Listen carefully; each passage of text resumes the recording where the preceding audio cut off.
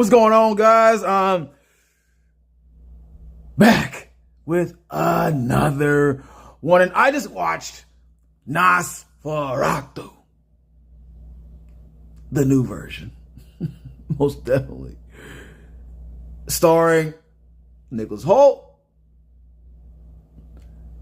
Lily Rose Depp, and Bill Skarsgård. First of all, I'm being honest when I say this. Nicholas Hoult, when I first saw him in the role as the Beast, I didn't think that he'd necessarily be destined for greatness. Don't mock me. Yeah. So with that being said, I need to get into the progression of Nicholas Hoult's career, because it did escalate eventually. But I want to break down how that even happened. And let's start off with, of course, X-Men First Class, his role as Beast. Like I said, honestly, Kelsey Grammer was the better Beast. And I know somebody's going to agree with me on that one. You have to. Somebody has to. He had the look. He talked like the Beast. Oh, you get the point. It just was there. Everything from X-Men 92 he had. But you chose this crack, malnourished Beast instead. Now, granted, he was a decent actor in this, but I just couldn't get over the look of everything. Anyways, I couldn't get over the look of that. And it wasn't going. He couldn't even talk. He couldn't even talk like the Beast talks. He just sounded like an angry teenager the entire time. It was disturbing at the most. At the least and the most. Not a good pick for the Beast. So I didn't think much of that role. Never thought I'd see this actor ever again. Until we bump into The Favorite in 2018. Now, The Favorite really did something for this man's career. It showed us that he had a little bit of sense of humor, right? It showed that British humor. That British. She gave me a twig. She's not another inbred, is she? And It wasn't that mentioned. actually brought to light a couple of, improvements in his acting. If we're going to be honest. I mean, if you see this movie, he plays the lame dude who gets played super hard by Emma's character. And it's hilarious. It's hilarious. He's just a pitiful person in this role through and through. So in a way, it was an upgrade from what he did with the Beast. But then let's talk about Those Who Wish Me Dead. Now, a lot of you are sitting here scratching your head, wondering, what the hell is this? I don't know this movie. I am lost. Yes, this movie came out in a time when a lot of stuff was being streamed instead of going to theater because of the C, the big C. All right, we're not going to talk about that here, man. We're not going to do that here. But yes, because of the big C, this movie was possible with Angelina Jolie as the lead, and Nicholas Hoult was one of the villains, which made it possible to see this actor in another light.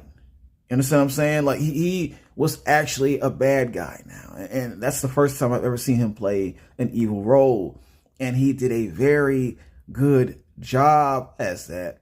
And mind you, he was not even the main villain. He was not the main guy to be worried about. I don't think he was. No, he wasn't the main guy. But still, he did such a good job, an outstanding job as the guy he played. Is very intimidating. I was shocked and surprised. So that proved that he could play a bad guy if he needed to. All right. And then we're gonna go to The Menu. Yes, I almost forgot about this movie myself. I've done a review on this one. I've done a review on If They Wish Me Dead or whatever the hell. And so yeah, so The Menu was a very different type of movie. I actually should watch that again. But let's talk about his role, because that's what we're here to do, right? Nicholas Hoult played the food tasting fanatic who went the mile, the length. He went that yard for that cook, that chef that he idolized so much. He went that extra yard and nobody else is gonna go. Trust me. he really did. He didn't care at all. All he cared about was food tasting and praising this lunatic, which made him even bigger lunatic. Okay, and just that role alone, it was kind of the mix of somewhat of a villain, but just a sick person, a sick, disturbed person. So that let me know right there, he's able. He's most definitely able to play that psychotic, unstable person if he needs to as well. Okay, and then there are other roles in between all of this and after this that also prove that he has all kinds of levels, all kinds of sides to his acting chops. All right.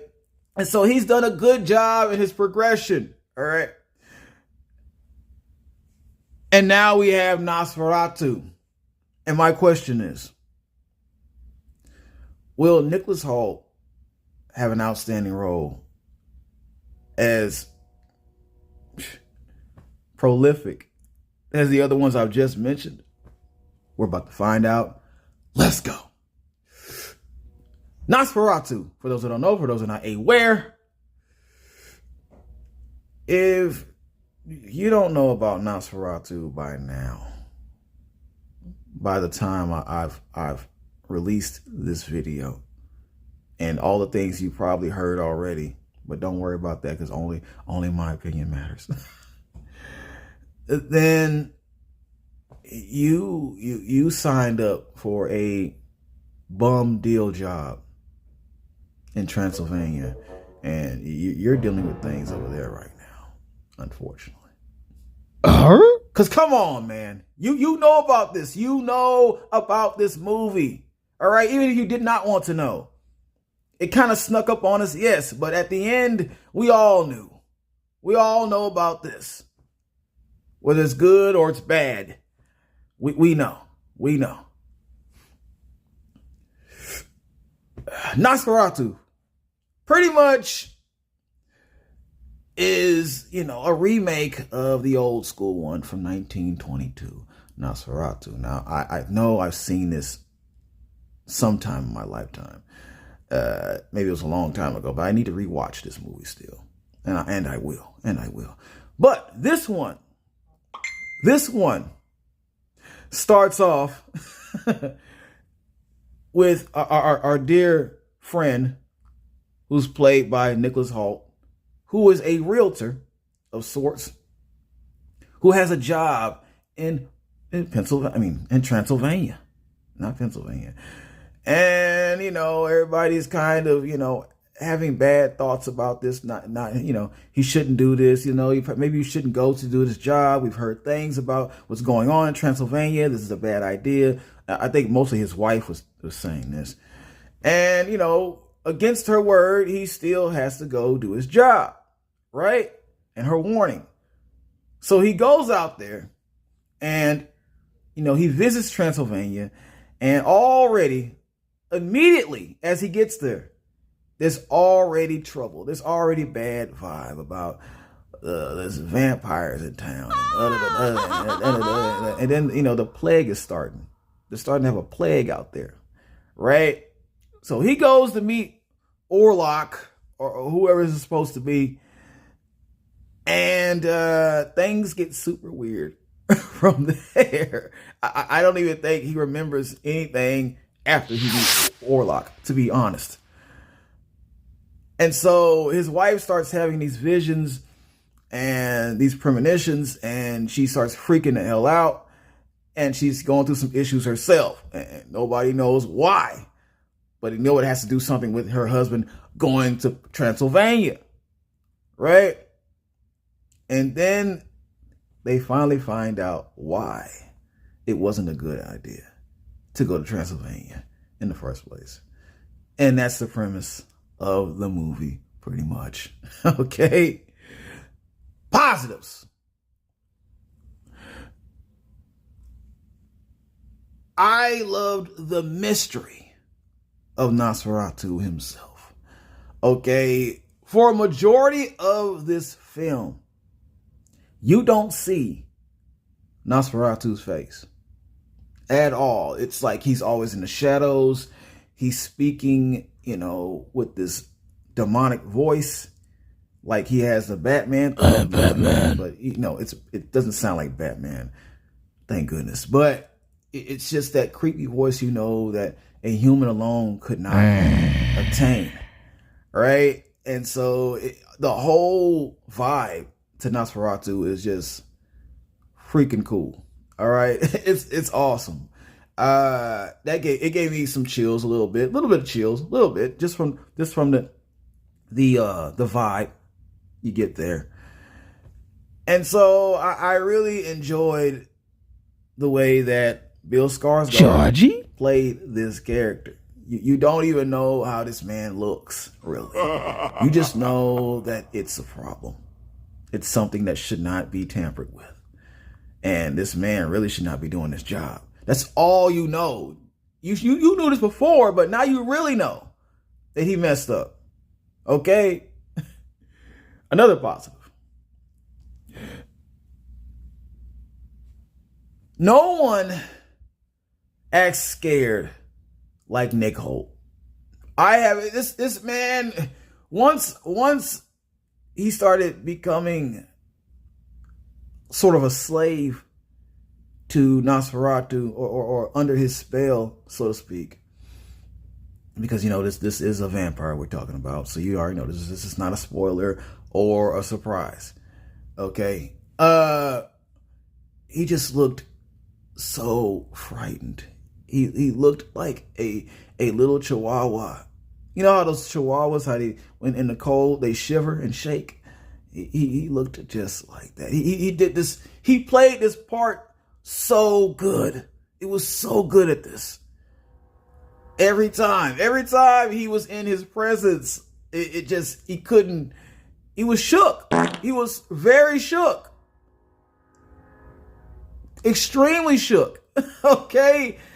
And I appreciate that level of acting, that type of acting that Nicholas Hoult brought when he did that. He had me scared. I was scared for him. I'm like, man, look at how scared he is. Look how scared this man is. No man should be this scared. I've seen other movies where people should most definitely be scared. And this topped it all. This topped it. I guess if you were in the presence of Nosferatu, you'd be scared like that too. But he did it very well. The facial expressions, everything. You felt the fear. Another positive.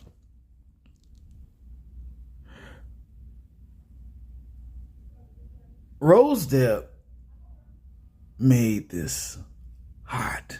She made this movie extremely a scorcher. Okay.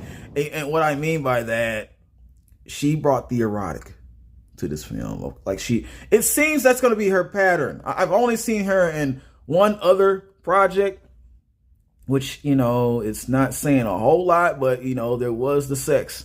There was the sexuality in that show that she brought. And now I know it's her. Now I know it's all her. It's all her, man. And I was enjoying it. I don't care how immature that sounds to you, but that helped. That was a major help. and keeping my attention in this film. All right. Once her character started going super nutty and she started just doing things that, wow. I actually did not see that coming. I didn't see that coming. I'm sure her husband didn't see that coming either. Yeah, so I like how she came to that approach. She brought it back to the 90s.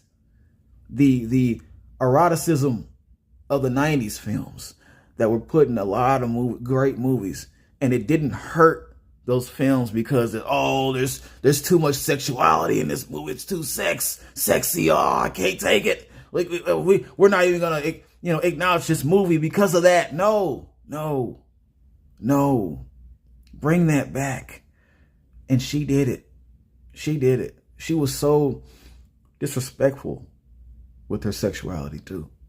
with the vibe that was pulsating from her body, the aura she brings when she does things like this.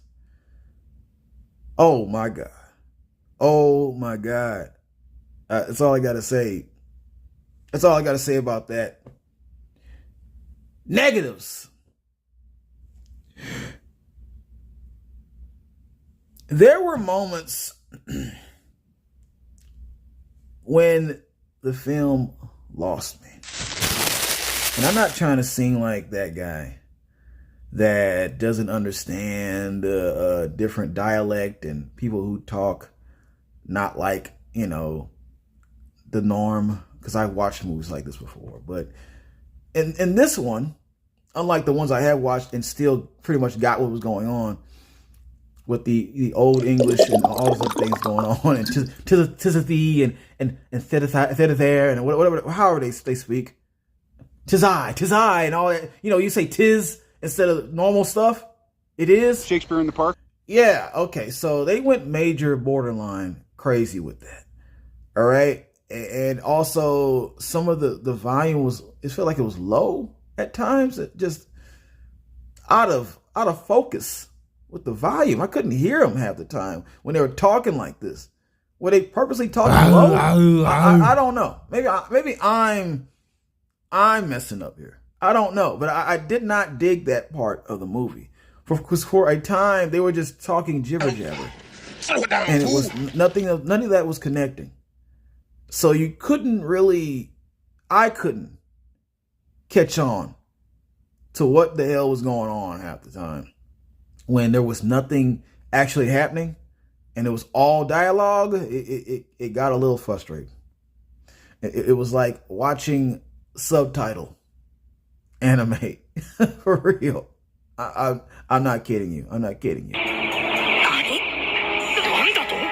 But yeah. Seriously. That had me lost. Next, negative.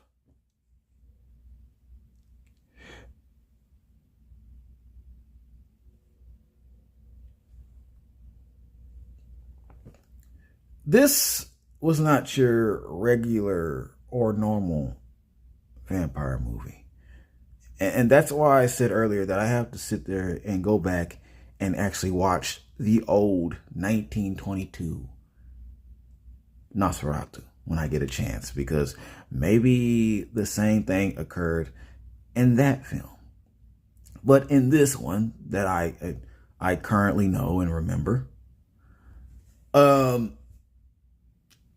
there wasn't really any vampire stuff going on. Besides Nosferatu taking control over half the town, pretty much, because, Dracula could do that.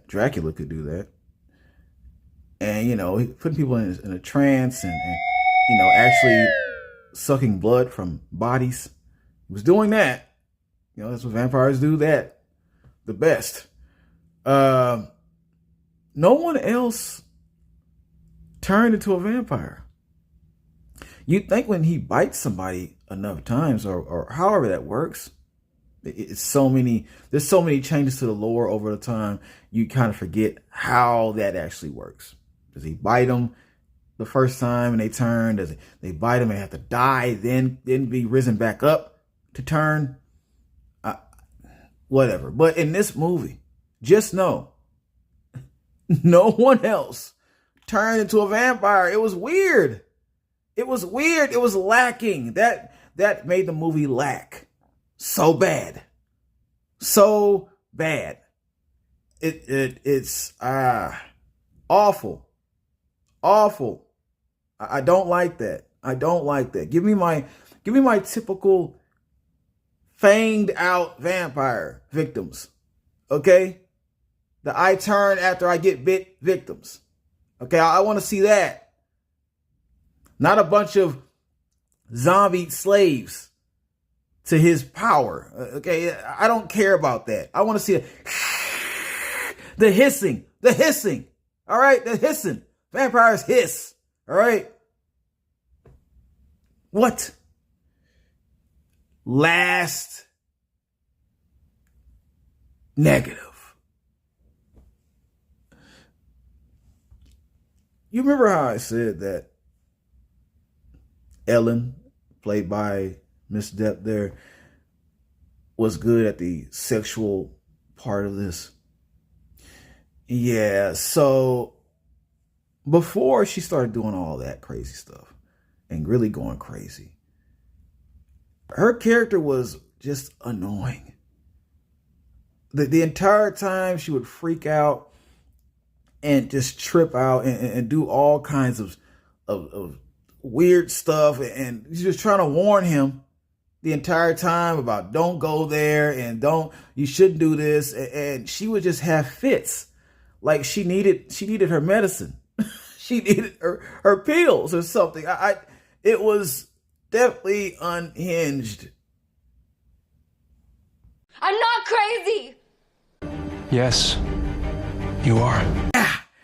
And with that being said, I'm giving this an I. Yes, it's just an I. Okay, I can't give you any better than that. Like, share, subscribe.